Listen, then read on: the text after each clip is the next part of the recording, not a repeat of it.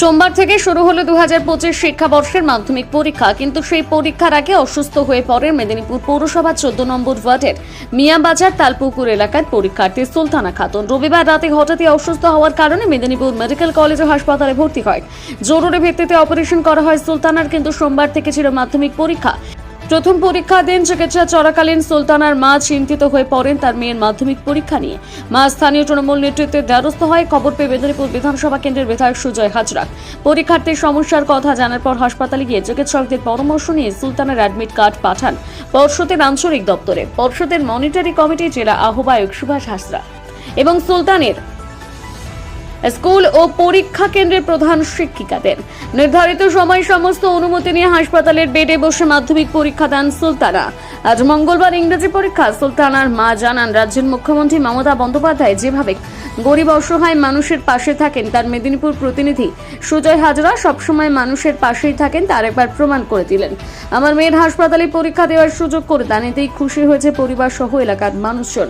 বিধায়ক সুজয় হাজরা বলেন, সুলতানা খাতুনকে যে এক মানসিকতা নিয়ে তার এই অ্যাপেন্ডিক্স অপারেশন হওয়ার পরেও পরীক্ষা দেওয়ার এই উদ্যোগকে কুর্নিশ জানায়।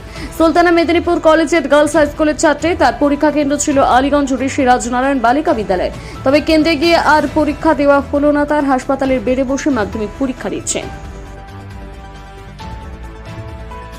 আমার মেয়ে নাকি অসুস্থ, হাসপাতালে ভর্তি করেছিলাম, সিরিয়াস অবস্থা, রাতের অপারেশন হচ্ছে।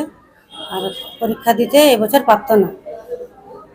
সুজয় হাজারা মহাশয়ে আমার মেয়ে এক বছর পিছালো না, পরীক্ষা দিতে পারল।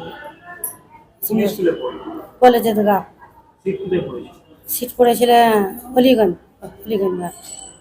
কি বলবেন এই মানবিকা বিধায়ক মুখ্যমন্ত্রী মমতা বন্দ্যোপাধ্যায় ধন্যবাদ জানালাম যে আমার মেয়ে এক বছর পিছালো না, সহযোগিতায় সুজয় সহযোগিতায় আমার মেয়ে মাধ্যমে দিতে এবছর পারল। এখন কি হসপিটালে বেড়েই বসে? হ্যাঁ, বেড়েই বসে আমার মেয়ে পরীক্ষা দিচ্ছেন। প্রশাসনিক নিরাপত্তাই আছে? হ্যাঁ, আছেন। কি নাম? সুলতানা খাতুন। মেয়ের নাম? আপনার নাম? আছেরা বিবি। আপনি কি এখন মা হয়? বাড়ি মিয়াবাজার তালপুকুর। আমাদের ওই মিয়াবাজার তালপুকুর 14 নম্বর ওয়ার্ড, ওই আমাদের এই সুলতানা খাতুন রাত্রে ওর অ্যাপেন্ডিক্স হয়, অ্যাপেন্ডিক্সের জন্য ভর্তি হয়েছিল। ডাক্তারবাবু বললেন যে অপারেশন করতেই হবে, কারণ ওদের গার্জেন বলেছিল যে পরীক্ষা আছে, 2 দিন পরে করলে যদি হয়।